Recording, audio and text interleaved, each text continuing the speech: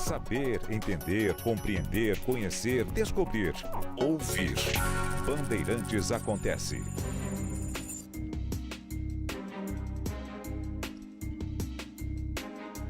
Ontem nós dizíamos aqui que o texto enviado pelo governo a respeito de armas, tratando de regras para venda, posse, porte de armas e também locais de treinamento, de aprendizagem, escolas de tiro, etc., que o texto é muito ruim. Muito ruim. Um texto confuso, fraco, e isso ficou muito claro para todo mundo no Congresso, inclusive para apoiadores do governo, aqueles que são base leal, fiel, e aqueles que são base ocasional, oportunista. Mas todo mundo concordou que é preciso escrever outro texto. Então, o projeto de decreto legislativo que anula partes desse decreto do Lula, esse decreto é de 2023, texto muito ruim. Eles chegaram à conclusão que não daria para corrigir só as partes mal redigidas e aquelas, claro, que não tinham chance de aprovação. Então decidiram negociar oposição e situação para que haja um novo texto. Um texto mais claro, mais objetivo e, obviamente, ao ser escrito, o autor do texto já saberá o que pode, o que não pode, o que tem chance, o que não tem chance de aprovação. O projeto de decreto legislativo anularia partes de um dos decretos que o Lula assinou sobre armas. E seria votado ontem, mas aí houve esse acordo entre parlamentares e o próprio governo, por intermédio de seus líderes, para que seja editado um novo decreto. E uma questão que pegou, basicamente, foi aquela que obrigava clubes de tiro a saírem dos prédios onde estão quando há uma proximidade razoável em relação a escolas. Então, eles decidiram que não dá para estabelecer isso, até porque há clubes que estão no lugar há muito tempo, 94% estão a menos de 1 quilômetro das escolas. É claro que esse é um argumento fácil de ser usado, mas quando você tenta racionalizar a discussão, você percebe o seguinte: esses clubes de tiro em si, eles não são um perigo para as crianças. Primeiro, que elas não podem frequentá-lo. Segundo, que o grande problema para as escolas no Brasil, em termos de proximidade física, é bar, é o boteco, que muitas vezes atrai crianças para o uso de bebidas alcoólicas, e em muitos casos não há nem a preocupação de se pedir um documento para saber se é menor, se não é menor. E além disso, pontos de droga, né? Ou aqueles que já sabem que ali não há nenhum impedimento, nenhuma segurança, está tudo largado, as crianças ao léu, e vão lá oferecer droga. Esse é o grande perigo para parte considerável dos estudantes brasileiros ali no ensino fundamental. Agora, a grande questão a respeito das armas, isso deveria se associar a um assunto que a gente vai tratar agora, que é o pacote de medidas relacionadas à segurança pública proposto pelo Lewandowski. Inclusive com a ideia de que uma emenda constitucional seja aprovada para acrescentar ou remover e, portanto, mudar o texto constitucional, inclusive em questões elementares, atribuições de Polícia Rodoviária Federal e assim por diante. Mas, no caso das armas, e esse assunto deveria estar associado a um pacote maior, né? Não há dúvida quanto a isso. As coisas estão diretamente ligadas e deveriam ser tratadas como um grande projeto,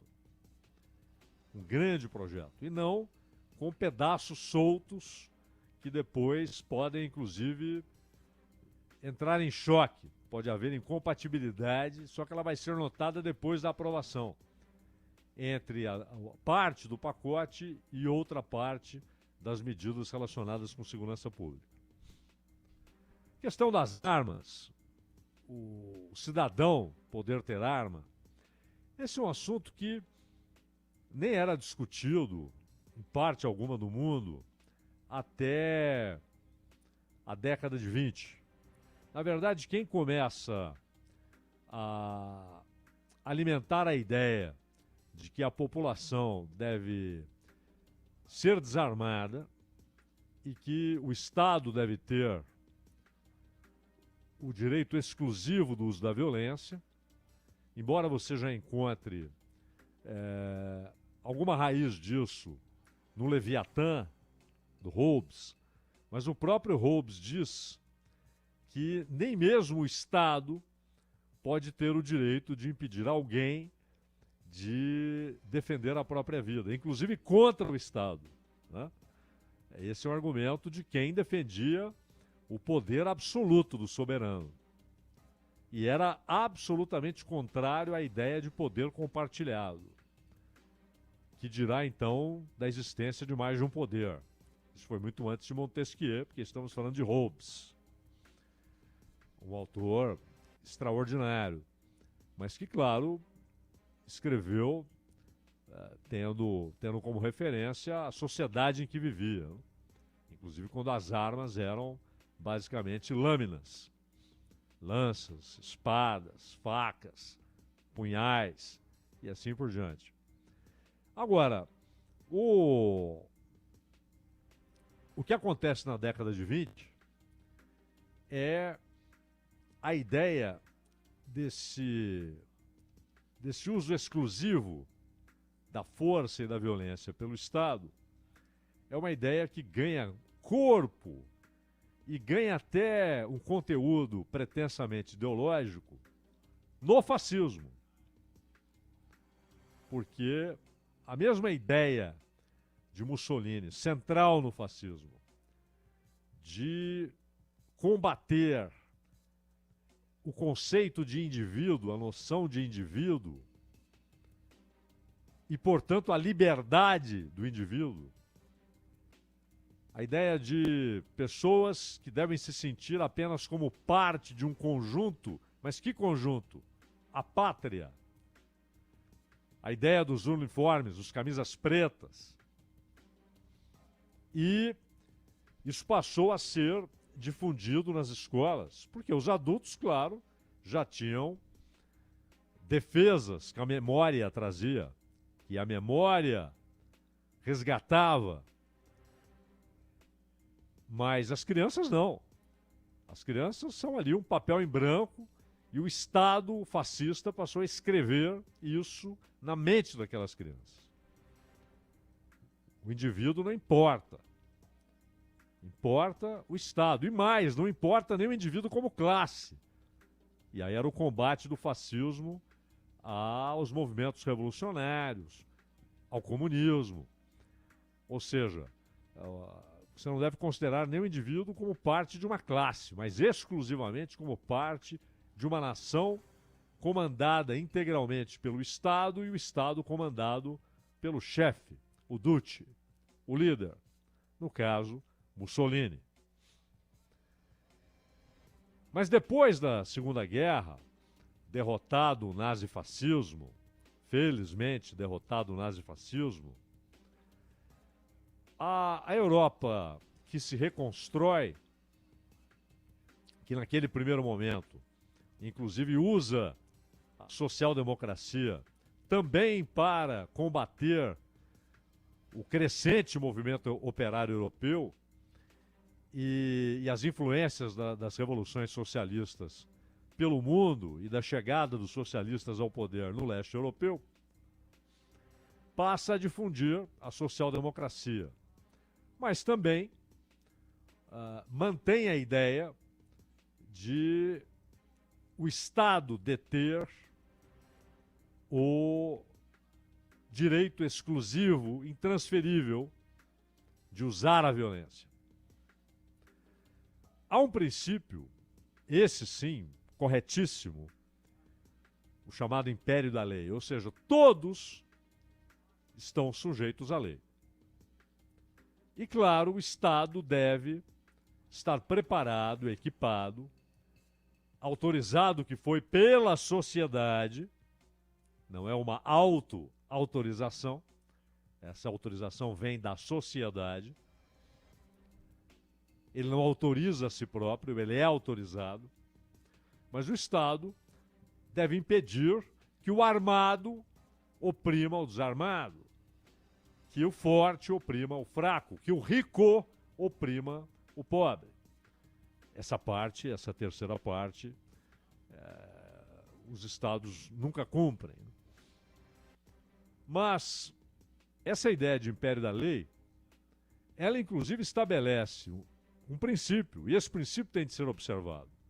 Quando se fala em monopólio do Estado no uso da violência, é no sentido de garantir que todos estarão sujeitos à lei. Aí é que está. Porém, se o Estado não consegue cumprir com essas atribuições, as três, hein, porque sempre se lembram das duas primeiras, não da última, o rico oprimindo o pobre. Mas se ele não consegue cumprir, voltamos a Thomas Hobbes, ou seja, o indivíduo tem o direito de defender a sua vida. E então essa ideia nasce e cresce no Ocidente capitalista, mas não nos Estados Unidos. Pela formação dos Estados Unidos e pela emenda constitucional que estabeleceu o direito dos cidadãos terem armas, mas o que moveu o legislador a apresentar essa emenda, que foi aprovada, é claro,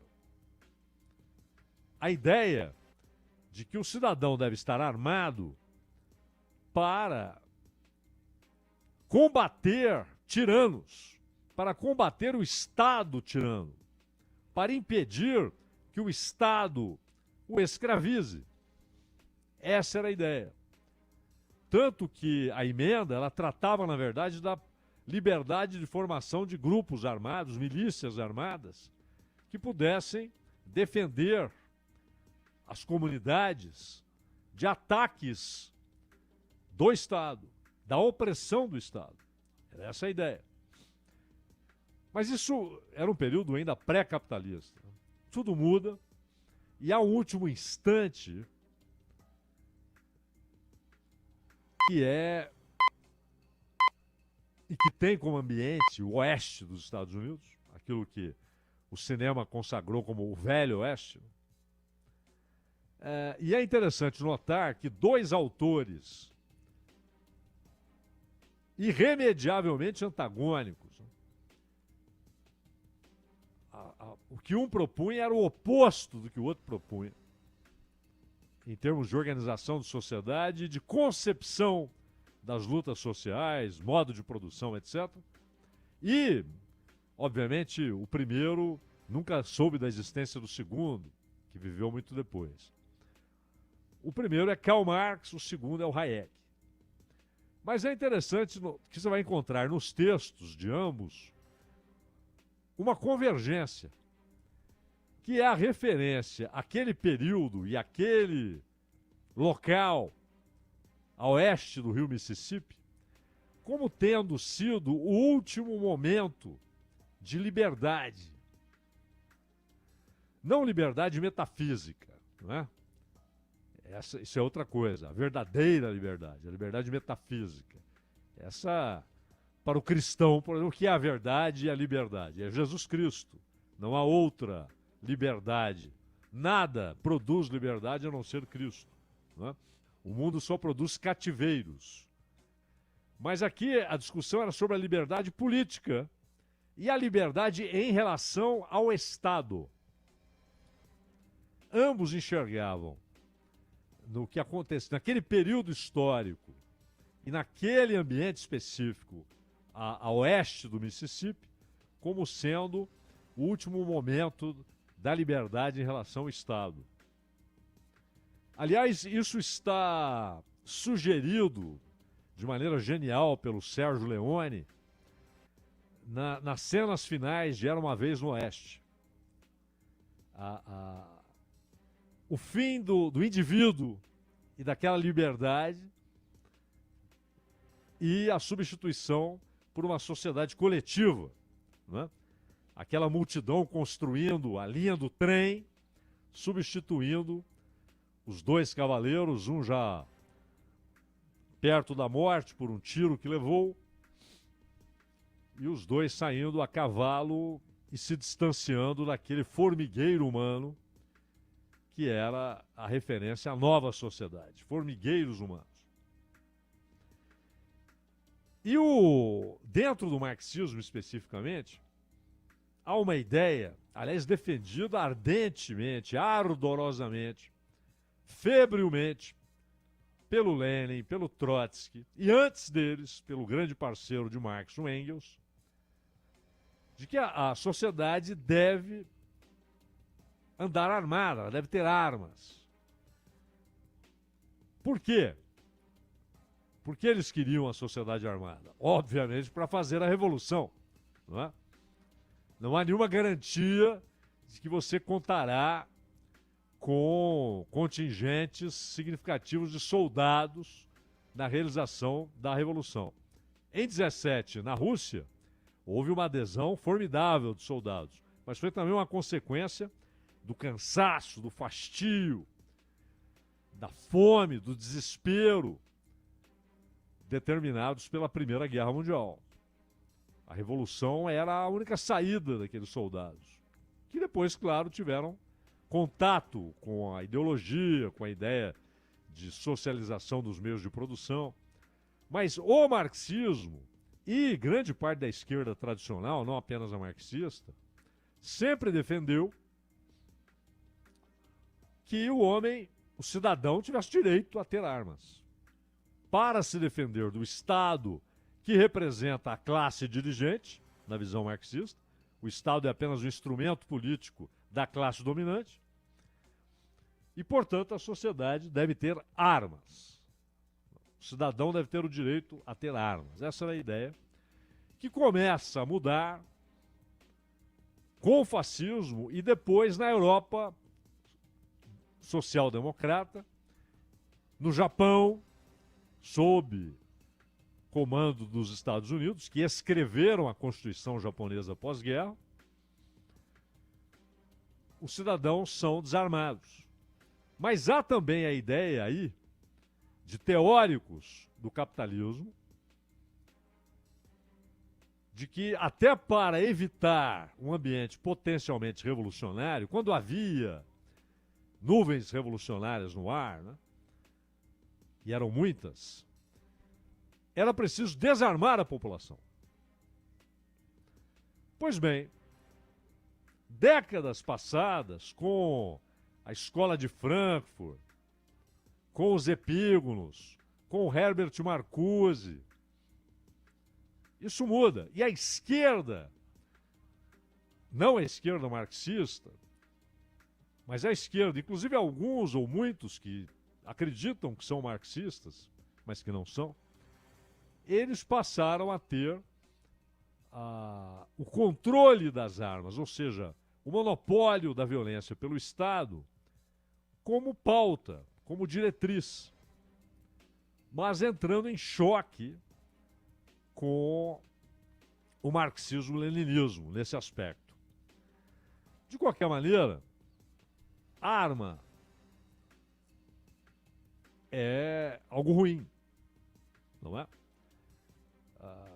Há aquela profecia bíblica em Isaías de quando as lanças, o aço, quando o material usado nas armas será transformado em material de trabalho. E na linguagem bíblica, é a lança virando arado, né? Virando instrumento de trabalho para produzir comida e não para matar, para produzir vida e não para matar, não para tirar vida. Mas os legisladores e os políticos trabalham com o hoje, com as circunstâncias de hoje. E esse é um assunto que o Brasil trata, ora como ideologia barata, dos dois lados, né? Então, por que a esquerda, a neo-esquerda, adotou esse princípio anti-marxista-leninista, a direita adotou o princípio oposto. Interessante, o princípio oposto. Embora, muitas e muitas vezes, para ter os armados como aliados do capital e não uma sociedade armada e, portanto, capaz de, se chegar o momento histórico propício, fazer a revolução. É interessante como temas do dia a dia vão mudando os seus portadores, né? Os defensores dessa ou daquela ideia. Mas a questão das armas tem de ser debatida de maneira madura e séria e não com bobagens, mentiras, né? Falsas estatísticas e a ideia de que isso é algo à parte de uma política de segurança pública. Não é. O projeto do Lewandowski sobre segurança pública, ele prevê um sistema único de segurança pública. Ele até faz comparação com o SUS, embora sejam coisas de naturezas distintas. Mas esse projeto do Lewandowski, que trata da ideia de um sistema único de segurança pública, ele prevê, por que sistema único? Porque ele prevê o estabelecimento de diretrizes, normas federais que teriam de ser acatadas pelos estados. Esse é um ponto. Então você teria normas e diretrizes, não são leis. As leis são federais, você tem adaptações estaduais dentro daquilo que a Constituição permite, mas o princípio é a lei federal e a Constituição federal. Seriam normas e diretrizes federais. Também impedir, isso aqui é importante, que os recursos da segurança pública possam sofrer contingenciamento ou bloqueio. Então não pode chegar o Haddad, a Tabet, arrancando recursos da segurança pública. Do fundo, não é? Do fundo de segurança pública. Ampliação das atribuições da Polícia Rodoviária Federal, porque você tem as polícias rodoviárias estaduais, geralmente militarizadas, né? Mas você tem as civis. E a federal, ela é civil, mas ela poderia ser utilizada para além das atribuições que ela tem hoje. Inclusive para auxiliar a Polícia Federal e polícias estaduais em combates urbanos. Não apenas para tentar cercar e impedir a passagem de um carro que leva gente fugindo depois de atacar uma cidade, o novo cangaço. Não, não é só isso. Também para atuar em situações de confronto pesado em áreas urbanas. Compartilhamento de informações entre os estados. É impressionante que isso ainda precise ser sugerido. É impressionante que a polícia de um estado não tenha necessariamente as informações de todas as outras unidades da federação. Você tem acordos entre estados. Então pode haver um acordo de São Paulo-Goiás, mas é um acordo que os estados estabelecem. A ideia do Lewandowski é que haja um compartilhamento diário,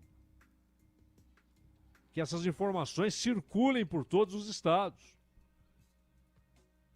a respeito de um dado, de uma pessoa, de uma conta bancária, de um carro, de um número de chassi, que isso imediatamente seja acessível, porque estará registrado em todos os estados.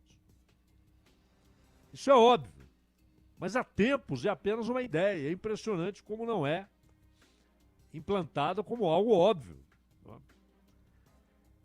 E claro, isso seria uma medida parte da integração prevista no Sistema Único de Segurança.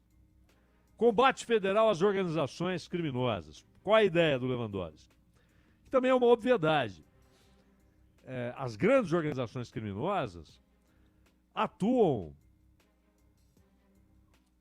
no território nacional e também no estrangeiro, inclusive com conexões, vínculos, laços com outras organizações criminosas internacionais. Então o crime é transnacional, é federal e deve ser tratado como tal e, portanto, não pode se impedir a Polícia Federal de também trabalhar nisso. Claro, a Polícia Civil, que é a Polícia Judiciária dos Estados e de investigação, a Polícia Militar, que é a Polícia de abordagem direta e repressão, mas também a Polícia Federal. Até porque não são só atuações, são interesses econômicos. Inclusive, quando se fala siga o dinheiro, você tem interesses econômicos nacionais. Não são mais locais, estaduais, regionais. A reforma do sistema penal. As penitenciárias no Brasil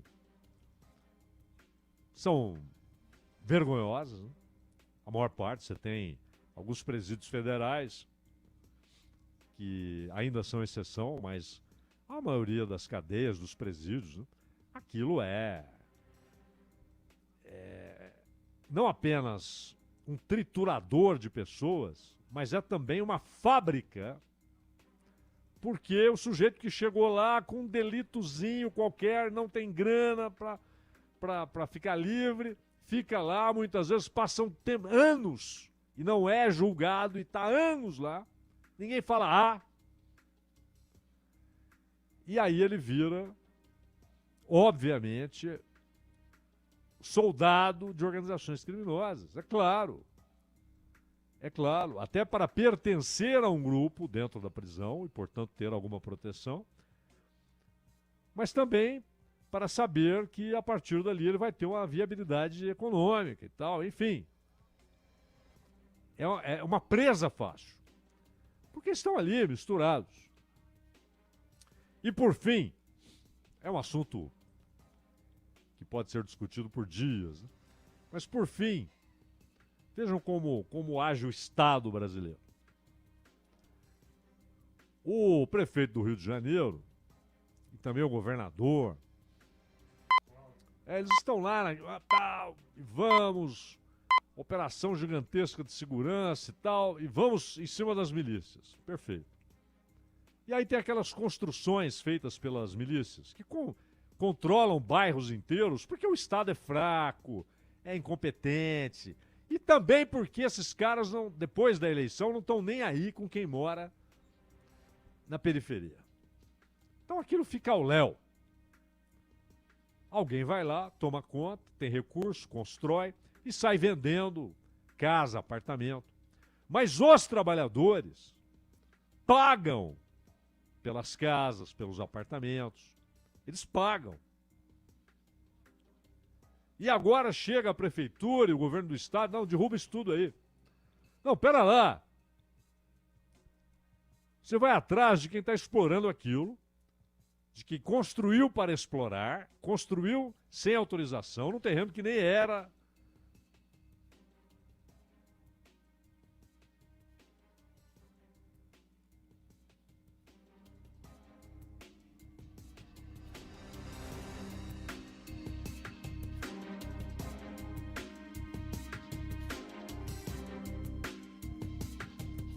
A gente...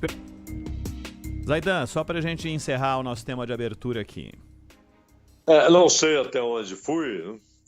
Mas basicamente é o seguinte, lá no Rio de Janeiro, acho que vocês ouviram essa parte, Ronald? Sim, você estava falando a respeito do PAIS e de tudo que envolve as construções feitas pela milícia e quando eles querem destruir isso e colocar a terra arrasada em cima de gente que já pagou pelo imóvel criado ali pela milícia.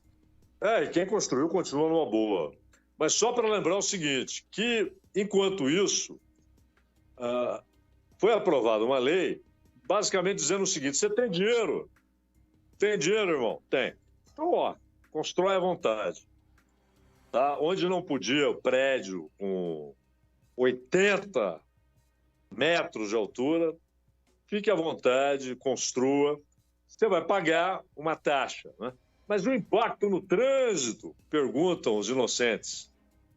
E a visão ao redor, né? E o que isso vai provocar? Muito mais gente ali. Não, mas pagou uma taxa extra, então tá tudo em casa, fiquem à vontade. E aí, a pessoa que trabalhando pagou, ela vai saber quem construiu, quem deixou de construir. Tem ali um apartamento vendendo, uma casa vendendo, ela foi lá, comprou, tá pagando e de repente chega o Estado e diz saia daí, porque vai tudo pro chão, meu caro Ronald Gimenez.